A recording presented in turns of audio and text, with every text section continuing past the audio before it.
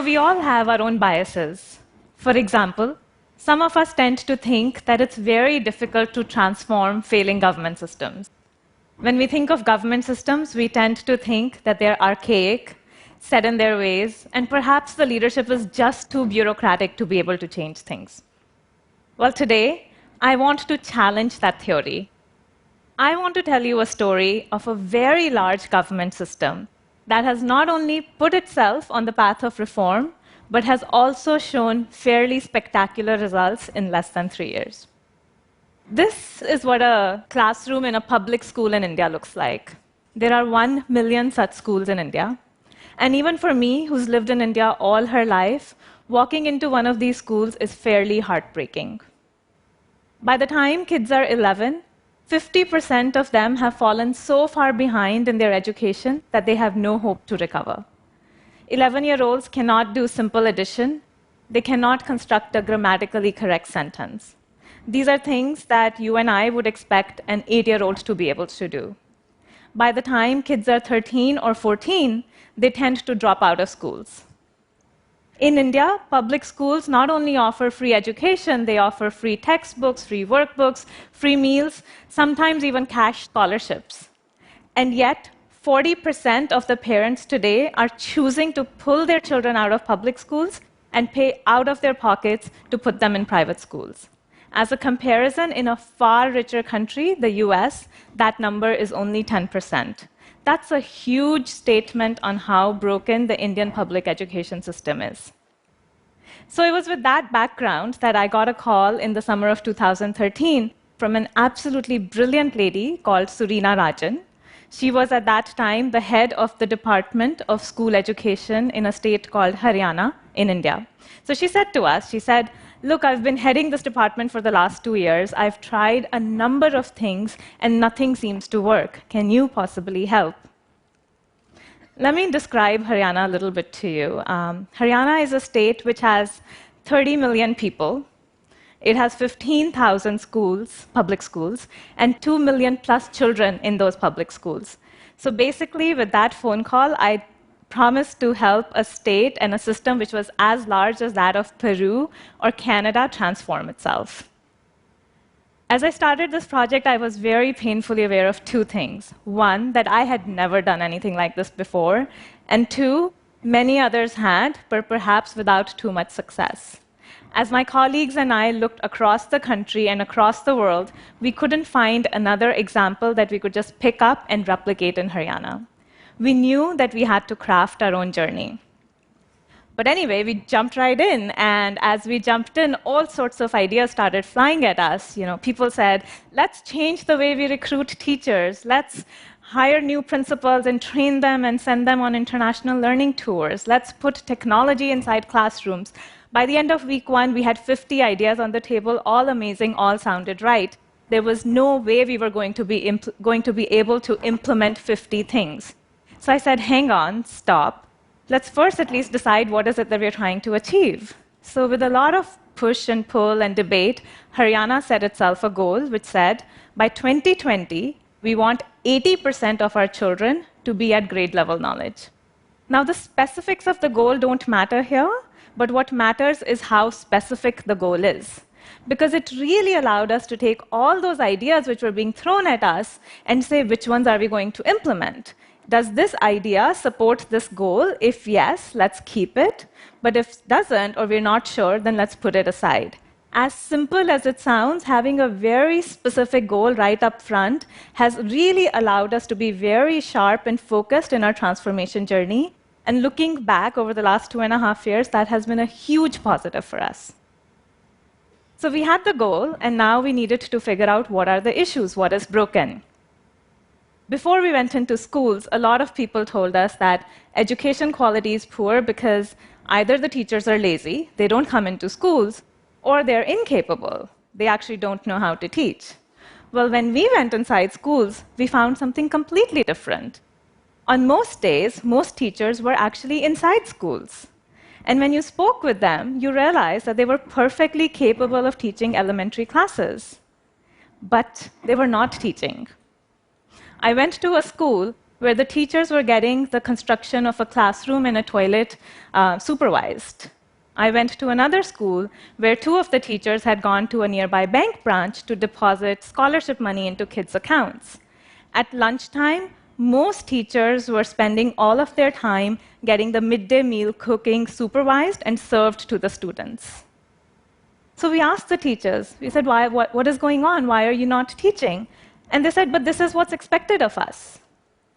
When a supervisor comes to visit us, these are exactly the things that he checks. Has the toilet been made? Has the meal been served? When my principal goes to a meeting at headquarters, these are exactly the things which are discussed. You see, what had happened was that over the last 2 decades, India had been fighting the challenge of access, having enough schools, and enrollments, bringing children into the schools. So the government launched a whole host of programs to address these challenges, and the teachers became the implicit executors of these programs. Not explicitly, but implicitly. And now, what was actually needed was not to actually train teachers further or to monitor their attendance, but to tell them that what is most important is for them to go back inside classrooms and teach. They needed to be monitored and measured and awarded on the quality of teaching and not on all sorts of other things. So as we went through the education system, as we delved into it deeper, we found a few such core root causes which were shaping how people behaved in the system. And we realized that unless we changed those specific things, we could do a number of other things. We could train, we could put technology into schools, but the system wouldn't change. And addressing these non-obvious core issues became a key part of the program. So we had the goal, and we had the issues, and now we needed to figure out what the solutions were. We obviously did not want to recreate the wheel, so we said, let's look around and see what we can find. And we found these beautiful, small pilots, experiments all over the country and all over the world. Small things being done by NGOs, being done by foundations. But what was also interesting was that none of them actually scaled. All of them were limited to 50, 100, or 500 schools. And here we were looking for a solution for 15,000 schools. So we looked into why. If these things actually work, why don't they actually scale? What happens is that when a typical NGO comes in, they not only bring in their expertise, but they also bring in additional resources. So they might bring in money, they might bring in people, they might bring in technology. And in the 50 or 100 schools that they actually operate in, those additional resources actually create a difference. But now imagine that the head of this NGO goes to the head of the school education department and says, hey, now let's do this for 15,000 schools.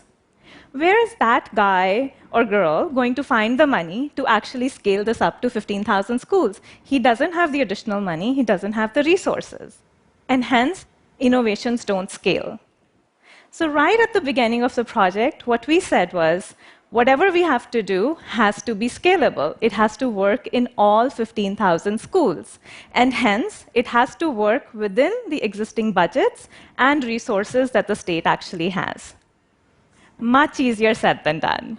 I think this was definitely the point of time when my team hated me. We spent a lot of long hours in office, in cafes, sometimes even in bars, scratching our heads and saying, where are the solutions? How are we going to solve this problem? In the end, I think we did find solutions to many of the issues. I'll give you an example. In the context of effective learning, one of the things people talk about is hands-on learning. Children shouldn't memorize things from books, they should do activities, and that's a more effective way to learn, which basically means giving students things like beads, learning rods, abacuses. But we did not have the budgets to give that to 15,000 schools, 2 million children. We needed another solution. Couldn't think of anything. One day, one of my team members went to a school and saw a teacher pick up sticks and stones from the garden outside and take them into the classroom and give them to the students. That was a huge eureka moment for us.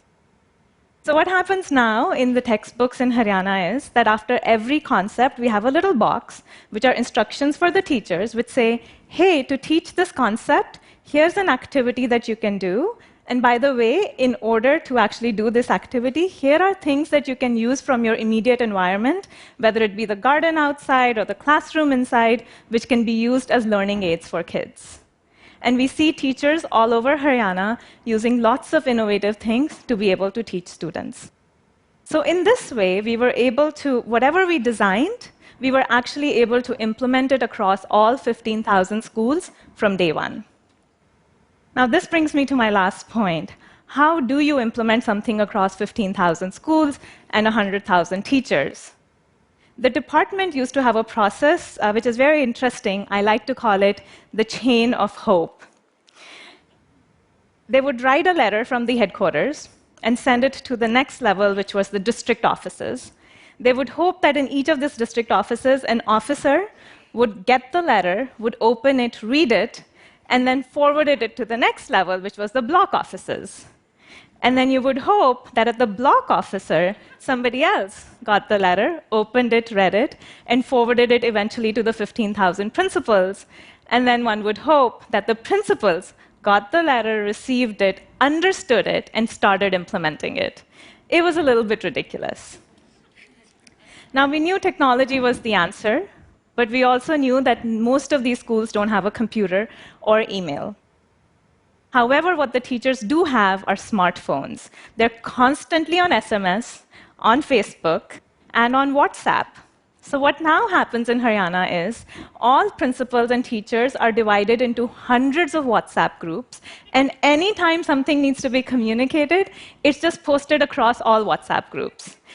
It spreads like wildfire. You can immediately check who has received it, who has read it. Teachers can ask clarification questions instantaneously. And what's interesting is it's not just the headquarters who are answering these questions. Another teacher from a completely different part of the state will stand up and answer the question. Everybody's acting as everybody's peer group, and things are getting implemented. So today, when you go to a school in Haryana, things look different. The teachers are back inside classrooms, they're teaching, often with innovative techniques. When a supervisor comes to visit the classroom, he or she not only checks the construction of the toilet, but also what is the quality of teaching. Once a quarter, all students across the state are assessed on their learning outcomes, and schools which are doing well are rewarded, and schools which are not doing so well find themselves having difficult conversations. Of course, they also get additional support to be able to do better in the future. In the context of education, it's very difficult to see results quickly. When people talk about systemic, large-scale change, they talk about periods of 7 years and 10 years, but not in Haryana. In the last 1 year, there have been 3 independent studies, all measuring student learning outcomes, which indicate that something fundamental, something unique is happening in Haryana. Learning levels of children have stopped declining, and they have started going up.